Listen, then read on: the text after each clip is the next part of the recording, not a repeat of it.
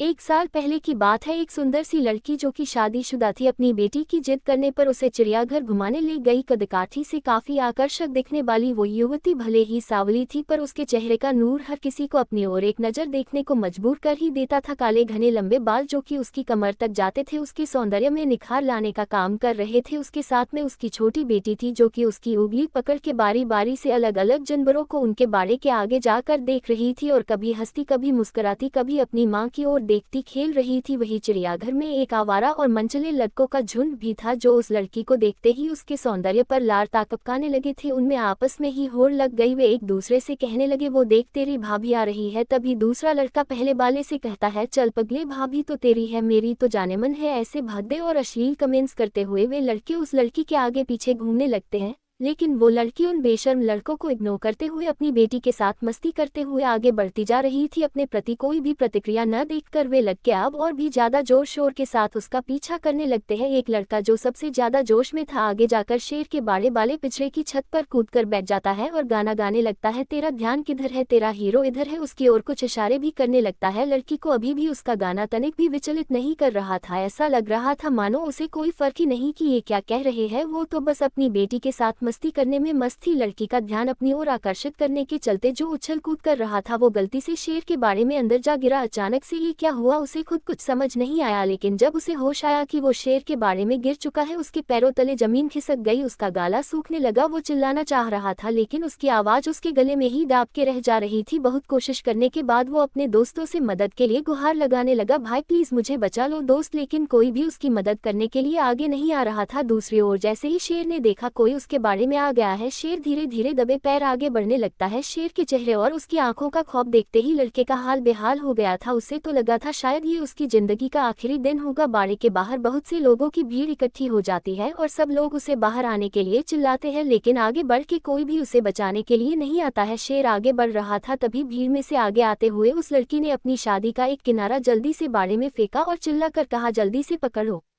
लकड़ी ने अपनी पूरी साड़ी उतार दी और बाकी लोगों की मदद से एक छोर पकड़े रही। दूसरे छोर को पकड़ के वो लड़का किसी तरह से अपनी जान बचने में कामयाब हो गया। जैसे ही वो बाड़े की दीवार कूद के बाहर आया, वहां पर मौजूद सिक्योरिटी गार्ड ने गरजते हुए कहा, तुम्हें होश भी था कि तुम क्या कर रहे थे इस खूंखार शेर के बाड़े के पास? अगर ये बहन तुम्हारी मदद करने के लिए आगे न आई होती तो तुम अब तक इस शिकारी शेर के पेट में चले गए होते। सिक्योरिटी गार्ड की बात सुनकर उसने एक नजर अर्धनग्न ब्लाउज और पेटीकोट में खड़ी लड़की की ओर की। वो मन में सोचने लगा, ये सिक्योरिटी गार्ड सही ही तो कह रहा है, ये मेरी बड़ी बहन जैसी ही तो है, बल्कि उससे भी ज्यादा है। एक बहन ही तो है जिसने अपने भाई की जान बचाने के लिए अपनी इज्जत की परवाह किए बिना अपनी देह से साड़ी उतार कर मेरी रक्षा की। लड़के ने हाथ जोड़े और उस लड़की के पैरों में गिरते हुए माफी मांगने लगा, बहन मुझे माफ कर दो, मैं कुछ देर के लिए भावनाओं में बह गया था और अपनी मर्यादा को भूल गया था, मुझे माफ कर दो। आपने अपनी इज्जत की परवाह किए बगैर मेरी जान बचाने के लिए अपनी साड़ी तक उतार दी। आगे से मैं किसी भी महिला को अपनी माँ और बहन की नजर से ही देखूंगा। उस लड़की ने अपने पैरों में पड़े लड़के को पकड़ के उठाया और मुस्कुराते हुए कहा, भाई किसी भी स्त्री की इज्जत उसके बदन पर लिपटे चंद वस्त्रों में नहीं होती और न ही उसके किसी विशेष अंगों में होती है। ये हम इंसानों की मानसिक विकृति है जो उसे जबरन इज्जत के साथ जोड़ के देखते हैं। जबकि